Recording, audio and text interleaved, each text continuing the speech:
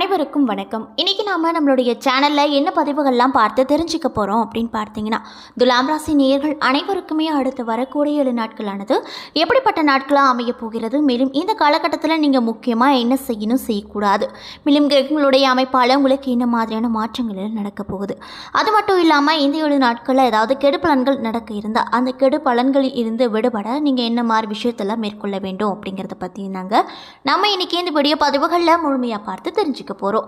இந்த பதிவுகள் அனைத்துமே உங்களுக்கு பயன் கொடுக்கக்கூடிய வகையில் தான் இருக்கும். ஸோ வீடியோவை ஸ்கிப் பண்ணாமல் தொடர்ச்சியாக பாருங்கள். அது மட்டும் இல்லாமல் உங்களுக்கு விநாயகர் பெருமானை ரொம்ப ரொம்ப பிடிக்கும் அப்படின்னா இந்த வீடியோக்கு ஒரு லைக் பண்ணிவிட்டு உங்களுடைய ஆழ்மனதில் ஒரு விஷயத்தை வேண்டுதலாக நினைத்துக்கொண்டு நம்மளுடைய கமெண்ட் பாக்ஸில் விநாயகர் பெருமானுக்கு போற்றி அப்படின்னு சொல்லிட்டு மறக்காமல் 3 முறை பதிவு பண்ணுங்கள். நீங்கள் இந்த தருணத்தில் அந்த விநாயகர் பெருமானை நினைத்து இப்படி ஒரு விஷயம் செய்யும்போது கண்டிப்பாக நீங்கள் உங்களுடைய ஆழ்மனத்தில் என்ன விஷயங்களெல்லாம் வேண்டுதலாக நடக்கணும் அப்படின்னு சொல்லி வேண்டுதல் வைத்தீங்களோ அந்த விஷயங்கள் அனைத்தையுமே அவர் கூடிய விரைவில் நடத்தி வைப்பார். ஸோ நம்பிக்கையோட அந்த ஒரு விஷயத்த செஞ்சு பாருங்கள். அதுக்கு முன்னாடி நீங்கள் இப்போ தான் நம்மளுடைய சேனலை ஃபர்ஸ்ட் டைம் பார்க்குற மாதிரி இருந்தால் மறக்காமல் சப்ஸ்கிரைப் பண்ணிவிட்டு கீழே இருக்கும் பெல்லைக்கானையும் மறக்காமல் கிளிக் பண்ணிடுங்க. அப்போ தான் நம்ம சேனலில் போடுற ஒவ்வொரு வீடியோவுமே உங்களுக்கு நோட்டிஃபிகேஷன் மூலியமாக உடனுக்குடனே வந்து சேரும். ஸோ இப்போ வாங்க நம்ம வீடியோக்குள்ளே போகலாம். திருக்கணித பஞ்சாங்கத்தின்படி நவகிரகங்களின் சஞ்சாரத்தை பார்ப்பதால் சூரியன் கடக ராசியில் இருக்கார், செவ்வாய் ரிஷப ராசியில் இருக்கார், புதன் சிம்ம ராசியில் இருக்கார், மேலும் ரிஷபத்தில் குரு சஞ்சரிக்கிறாரு, சுக்கிரன் கடக ராசியில் அமர்ந்திருக்காரு. மேலும் 30ஆம் தேதி அன்று சிம்மத்திற்கு சுக்கிர பகவான் செல்ல போகிறாரு. அது மட்டும் இல்லாமல் கும்பத்தில் சனியும் கன்னியில் கேதுவும் மீனத்தில் ராகுவும் கிரகங்கள் சஞ்சரித்து வருது. மேலும் இந்த வாரத்தில் வேறு கிரக மாற்றங்கள் எதுவும் இல்லை அப்படின்னு சொல்லப்படுதுங்க.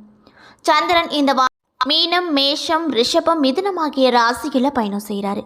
மேலும் சிம்மம், கன்னி, துலாம், விருச்சிகம் ஆகிய 4 ராசிக்காரர்களுக்கு சந்திராஷ்டமம் இருப்பதால் எந்த ஒரு செயல் செய்தாலுமே அதில் கூடுதல் கவனத்தோடு செய்வது ரொம்ப ரொம்ப நல்லது அப்படின்னு சொல்லப்படுதுங்க.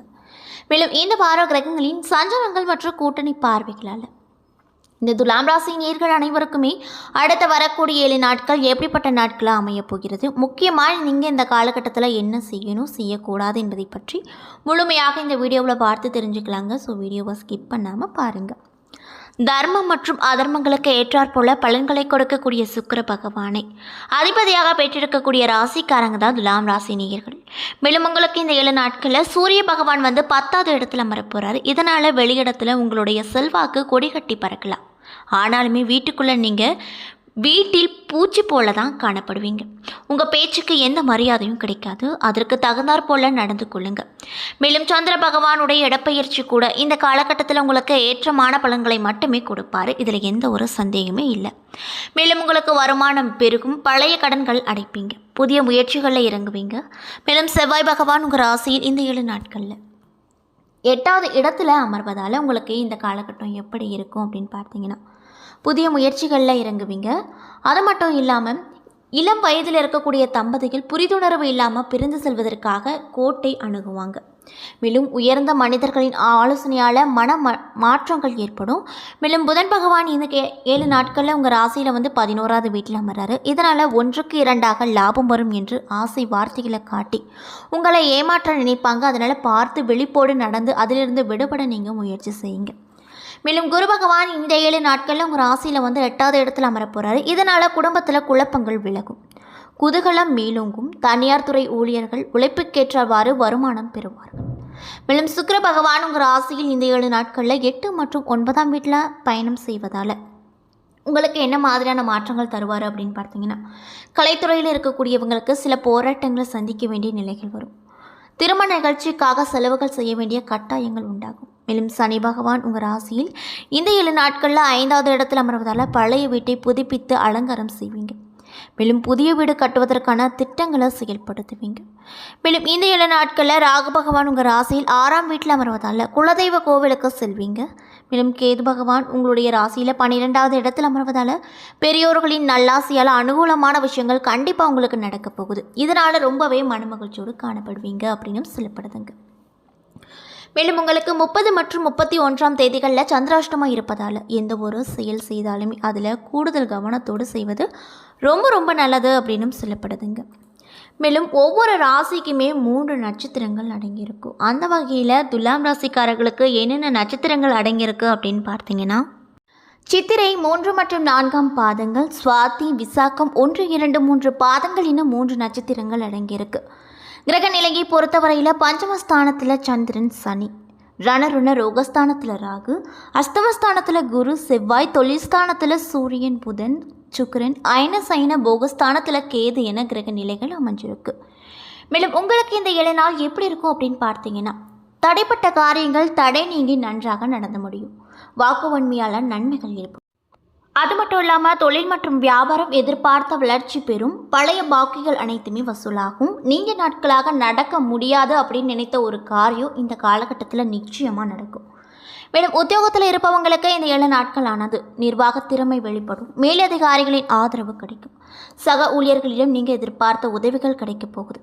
குடும்பத்தில் சந்தோஷம் சூழ்நிலை காணப்படும். கணவன் மனைவிக்கிடையே விட்டு கொடுத்த மனப்பான்மை அதிக அளவில் காணப்படும். மட்டும் இல்லாமல் உங்களுடைய நண்பர்களுக்கிடையே இருந்து வந்த மனசு தாபங்கள் அனைத்துமே அகலப்போகுது. பெண்களாக இருக்கக்கூடியவர்களுக்கு கொடுக்கல் வாங்குதலில் சிக்கல்கள் தீரும். அரசியல் துறையில் இருக்கக்கூடியவங்களுக்கு எவரிடமும் மனம் திறந்து பேச வேண்டாம். மேலும் கலைத்துறையில் இருக்கக்கூடியவங்களுக்கு இந்த 7 நாள் எப்படி இருக்குன்னு பார்த்தீங்கன்னா, நல்ல வாய்ப்புகள் கண்டிப்பாக உங்களுக்கு தானாகவே கிடைக்க போகுது. இதில் எந்த ஒரு சந்தேகமே கிடையாதுங்க. மேலும் மாணவர்களாக இருக்கக்கூடியவங்களுக்கு கல்வியில் திறமை வெளிப்படும். மற்றவர்களால் பாராட்டும் நிச்சயமாக கிடைக்க போகுது. மேலும் நீங்கள் என்ன விஷயங்களை இந்த காலகட்டத்தில் பரிகாரமாக செய்யணும் அப்படின்னு பார்த்தீங்கன்னா, மகாலட்சுமி அம்மனை தினந்தோறும் வணங்கி வர உங்களுக்கு ஏதாவது கடன் பிரச்சனைகள் இருந்தால் அது விரைவில் அடைக்கப்படும். மேலும் மன நிம்மதியும் கண்டிப்பாக அந்த அம்மன் உங்களுக்கு கொடுப்பாங்க. ஸோ நம்பிக்கையோட இந்த துலாம் ராசி அன்பர்கள் அனைவருமே மகாலட்சுமி தாயாரை தினந்தோறும் வேண்டி வாருங்க. நல்ல பலனை உங்களுக்கு கொடுப்பாங்க. மேலும் துலாம் ராசியில் இருக்கக்கூடிய சித்திரை நட்சத்திரக்காரர்களுக்கு இந்த வாரம் எப்படி இருக்குன்னு பார்த்தீங்கன்னா, மன வாழ்க்கை அப்படிங்கிறது மகிழ்ச்சி தரக்கூடியதாக இருக்கும். புதிய தொடர்புகள் மூலமாக நன்மைகள் ஏற்படும். போட்டி பந்தயங்களில் வெற்றி கிடைக்கும். கல்வியில் தேர்ச்சி ஏற்பட கடின உழைப்பு ரொம்ப தேவைங்க. விரிவாக்கங்கள் செய்வதால் தொழிலில் நல்ல வளர்ச்சி ஏற்படும். அண்டை வீட்டார், நண்பர்கள் மற்றும் சகோதரர்கள் உங்கள் பிரச்சனைகளுக்கு ஒரு முடிவு கொடுப்பாங்க. மேலும் மாணவர்களாக இருக்கக்கூடியவங்களுக்கு இந்த காலகட்டத்தில் என்ன மாதிரியான விஷயங்கள் நடக்கும்னு பார்த்தீங்கன்னா, தங்களுடைய கிரகிப்பு தன்மையால் தங்கள் கல்வியில் சிறந்து விளங்குவீங்க. தீயவர்கள் தொடர்பால் சஞ்சலம் ஏற்பட அதிக அளவில் வாய்ப்பு இருக்குது. வியாபாரத்தில் புதிய யுக்திகளை புகுத்தி லாபம் எனும் வெற்றி கனியை நீங்கள் இந்த காலகட்டத்தில் பறிப்பீர்கள். மேலும் அரசு பணியில் இருக்கக்கூடிய பெண்களுக்கு அலுவலக பணிகளில் தாமதங்கள் ஏற்படும். பணி சுமைகளும் அதிக அளவில் காணப்படும். மேலும் சுவாதி நட்சத்திரக்காரர்களுக்கு இந்த 7 நாள் எப்படி இருக்குன்னு பார்த்தீங்கன்னா, பண வரவு மற்றும் லாபங்கள் அதிகரிக்கும். தொலைதூர செய்திகள் வர இல்லத்தில் மகிழ்ச்சி பொங்கும். சுபகாரிய செலவுகள் ஏற்படும். பிறர் மேல் இரக்கம் ஏற்பட்டு தான தர்மங்களும் இந்த காலகட்டத்தில் நீங்கள் அதிக அளவில் செய்வீங்க. உங்களுடைய குழந்தைகளை கருணை உள்ளத்தோடு அணுகுவீங்க. அவர்களுக்கு தேவையானவற்றை மறுக்காமல் நீங்கள் இந்த காலகட்டத்தில் வாங்கி கொடுப்பீங்க. மேலும் அடிக்கடி வெளியூர் பயணங்கள் மேற்கொள்ள நேரிடும். புதிய தோழிகள் மற்றும் தோழமைகள் கிடைக்கும். அது மட்டும் இல்லாமல் இன்னும் சிலருக்கு பிரிவும் பகையும் ஏற்படும். அரசாங்கத்தால் அனுகூலமான விஷயங்கள் நடக்கும். மேலும் உத்தியோகம் மற்றும் தொழிலில் அபிவிருத்தி ஏற்படும். வியாபாரத்தில் மேற்கொள்ள நினைத்த முக்கிய திட்டங்களை நிறைவேறும் கால தாமதங்கள் உங்களுக்கு உண்டாகும். அதே போல் விசாகம் 1, 2, 3 பாத நட்சத்திரக்காரர்களுக்கு இந்த 7 நாள் எப்படி இருக்குன்னு பார்த்தீங்கன்னா, பொருளாதார உயர்வினால் எப்பொழுதுமே மனதில் மகிழ்ச்சி பொங்கும். குடும்பத்தாருக்கு அவர்களின் ஆசைகள் அனைத்துமே நிறைவேற்றி கொடுப்பீங்க. இதனால் ரொம்பவே அவங்க மகிழ்ச்சிகரமாக காணப்படுவாங்க. மேலும் ஆக்கப்பூர்வமான அறிவுத்திறன் கூடும். பூமி வீடு மூலமாக லாபங்கள் ஏற்படும். புண்ணியத்தல யாத்திரைகள் ஏற்படும். இன்பமான நல்ல விஷயங்கள் எல்லாம் கேள்விப்படுவீங்க. அது மட்டும் இல்லாமல் எதிர்பார்த்த பணவரவு அதிகரிக்கும். பக்தி சொற்பொழிவுகள், பாடல்கள் கேட்பதில் ஆர்வம் எழும். புத்திர பாக்கியம், சுபகாரிய நிகழ்ச்சிகள் ஆகியவை ஏற்படும். தொழிலில் விரிவாக்கங்கள் செய்வதால் எதிர்பாராத அளவுக்கு அசாத்திய வளர்ச்சிகளை உங்களால் இந்த காலகட்டத்தில் நிச்சயமாக பார்க்க முடியும். அது மட்டும் இல்லாமல் உங்களுடைய சாமர்த்தியத்தால் வாடிக்கையாளர்களை கவர்ந்து லாபத்தை அதிகரித்துக் கொள்வீங்க. இதனால் நீங்கள் இந்த காலகட்டத்தில் ரொம்பவே மனமகிழ்ச்சியோடு காணப்படுவீங்க அப்படின்னு சொல்கிறாங்க. என்ன நேயர்களே, இந்த வீடியோ பதிவுகளில் துலாம் ராசி நேயர்கள் அனைவருக்குமே அடுத்து வரக்கூடிய 7 நாட்கள் எப்படிப்பட்ட நாட்களாக அமையப் போகிறது, மேலும் நீங்கள் இந்த காலகட்டத்தில் என்ன விஷயங்கள் செய்யணும் செய்யக்கூடாது, அது மட்டும் இல்லாமல் இந்த 7 நாட்கள் ஏதாவது கெடுபலன்கள் நடக்க இருந்தால் அந்த கெடுபலன்கள் இருந்து விடுபட நீங்கள் என்ன விஷயங்களை பரிகாரமாக செய்யணும் என்பதை பற்றியும் நம்ம இன்றைக்கி இந்த வீடியோ பதிவுகளில் முழுமையாக பார்த்துருப்போங்க. இந்த பதிவுகள் அனைத்துமே உங்களுக்கு பயன் கொடுக்கக்கூடிய வகையில் தான் அமைஞ்சிருக்கும். ஸோ வீடியோ பிடிச்சிருந்தால் லைக் பண்ணுங்கள், ஷேர் பண்ணுங்கள். அது மட்டும் இல்லாமல் உங்களுக்கு மகாலட்சுமி அம்மனை ரொம்ப பிடிக்கும் அப்படின்னா இந்த வீடியோ கூட லைக் பண்ணிவிட்டு உங்களுடைய ஆள் மனதில் ஒரு விஷயத்தை வேண்டதெல்லாம் நினைத்து கொண்டு நம்மளுடைய கமெண்ட் பாக்ஸில் மகாலட்சுமி அம்மனுக்கு போற்றி அல்லது விநாயக பெருமானுக்கு போற்றி அப்படின்னு சொல்லிட்டு மறக்காமல் 3 முறை பதிவு பண்ணுங்கள். மேலும் நீங்கள் இப்போ தான் நம்மளுடைய சேனலை ஃபர்ஸ்ட் டைம் பார்க்குற மாதிரி இருந்தால் மறக்காமல் சப்ஸ்கிரைப் பண்ணிவிட்டு கீழே இருக்கும் பெல் ஐக்கானையும் மறக்காமல் கிளிக் பண்ணிடுங்க. நன்றி.